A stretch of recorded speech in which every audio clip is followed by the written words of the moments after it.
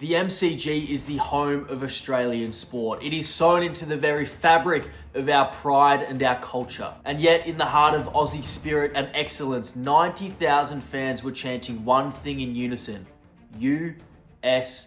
The crowd is chanting USA as well. This guy was a 6'11" failed college basketballer, a guy who'd never even heard of the AFL. AFL, Aussie rules football, and we both looked at each other and was, what the hell is that? Just a few short years before this moment, this man didn't know how to handball, didn't know how to kick, and had never seen a field that shape. I mean, he didn't even know the rules. Can't kick, can't handball, but 7 foot tall. And yet he was the reason that the MCG became a backdrop for the Stars and Stripes. Because this is the moment that the MCG turned American. And the story behind it, it's crazier than you think.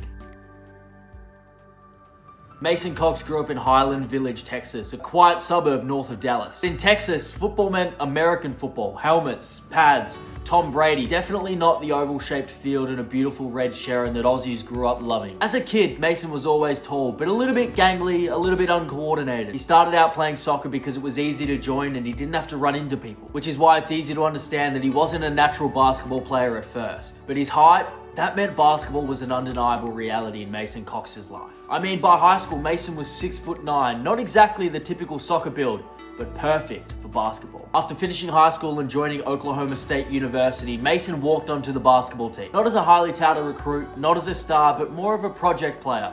More of a maybe, more of a what if. Throughout that college career, Mason played 57 games, averaged 1.2 points and 2 rebounds per game. So it's pretty safe to say that there wasn't exactly a line of NBA scouts knocking down his door. And his real plan after college? A career in engineering. But despite this career path and the fact that there were no NBA scouts calling him, it doesn't mean that there were no scouts calling him. Because one man called him from the AFL. And I saw how much people were throwing haymakers and punching each other, and I was like, this is great. An unexpected phone call and an invitation to the AFL International Combine. And fair enough, Mason thought this was a prank. The AFL, a league he's never heard of, never seen, never played, and doesn't even know what it stands for, wanted him to try out. But in typical Mason fashion, the curiosity got the best of him. So he flew to Los Angeles to try a sport he'd never even heard of. At the Combine, athletes were tested for speed, vertical leap, agility, and endurance. And given the surprising athleticism for a bloke that tall, Mason stood out. At the end of the Combine, there were 3 teams interested: Richmond, North Melbourne, and Collingwood. And of those 3 clubs, Collingwood were the one that moved fastest and offered Mason Cox a chance. And so it was born, the American experiment. After arriving in Australia, Mason quickly realised that the AFL wasn't anything like basketball or American football. He couldn't kick properly, couldn't handball, didn't understand the rules, and the tactics of the game, well, they were a lot more complex than they first seemed. Yeah, well, we grew up, sleeping with little footballs. We slept and breathed it and idolised the game. Mason had none of that. But what a lot of people don't know is the fact that at Collingwood at the time was a young development assistant coach named Craig McRae, who was the one tasked with teaching Mason Cox how to kick the football. This video late at night of Mason kicking the ball in some forest in Scandinavia somewhere, and there's Mason running really awkwardly. After months and months of practice, training, and endless skill sessions to catch up to what people have been doing since they were 5, Mason was ready to play his first VFL game. Early on, Mason missed shots and dropped marks that even AFL novices would get. Quite frankly, there were a lot of AFL fans and commentators who questioned the experiment as a PR stunt. An American with zero idea of the game, coming here and playing it at the highest level, that would never work, they said. But Mason worked harder than anyone else, and he had to. He had a lot of catching up to do. There was progression, but there's still a long way to go. It was the slang and the language and the tactical nuances of the game that so many people find second nature. But Mason, it was all for it. But after what felt like endless sessions and 2 years of development, Mason finally got his chance to make his AFL debut. And like his stature, it had to be big. It was on the biggest fixture of the AFL home and away season, Anzac Day. I remember sitting in this locker room just thinking to myself, holy smokes, this has happened pretty quickly. You're sitting here about to play in front of the most passionate fans probably in the world on one of the biggest days, and you barely know what this sport is.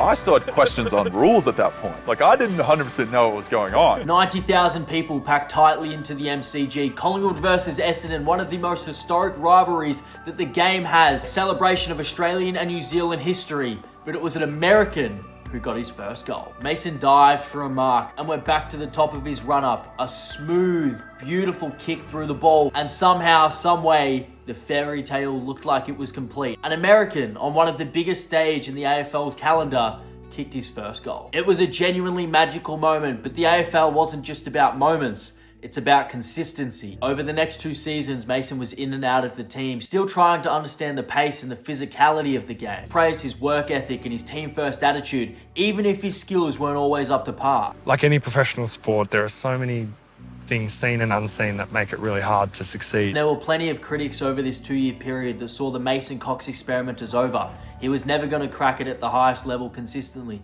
He was never going to contribute to a premiership winning team. But then came 2018.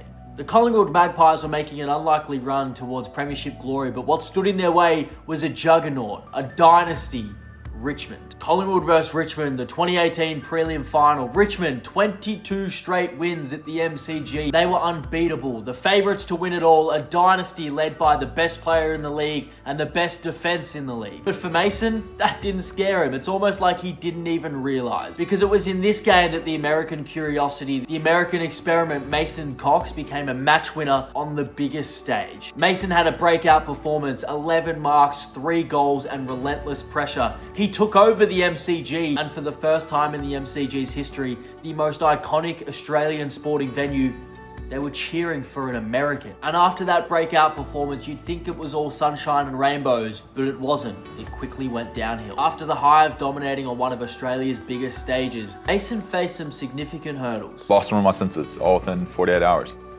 And had to figure out if I ever was going to play AFL again, if I was ever going to see again. A combination of injuries and form struggles forced Mason out of the team on multiple occasions. Some questioned if the American experiment had run its course, and if that 2018 prelim, that would be the end, that would be the crowning moment of Mason Cox's career and the entire American experiment. But Mason kept fighting, embracing his role as a team player, and he remained positive, knowing that perseverance was the key to his success. In 2022, Collingwood had a coaching change. Out Nathan Buckley, in Craig McRae. The same Craig McRae who was there when Mason was first learning how to kick at football was now his head coach. And with Craig came a lot of change. Change to roles, change to culture, change to the club. The club reinvented itself. It took on a new identity. It took on a new game style, which meant that Mason was back in the fold. Mason, now not only seen as just a tall forward, but a pinch hit ruckman. Not necessarily there to have the dominance that he had in the 2018 prelim, but just to be there. Craig saw his potential and his impact on the team, and he gave Mason all of the confidence he needed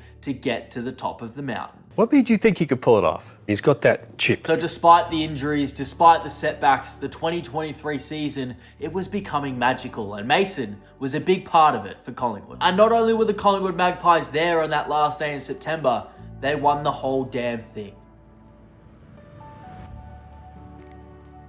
So not only a premiership for the club, but that day served as proof that the American experiment, the Mason Cox experiment, absolutely worked. From spending his high school days kicking a soccer ball in Texas, to his time as a bench warmer at Oklahoma State, to flying to the other side of the world to compete in a sport he'd never even heard of, to the bloopers and fails, and no one truly thought it was possible that an American would reach the pinnacle of Australian sports.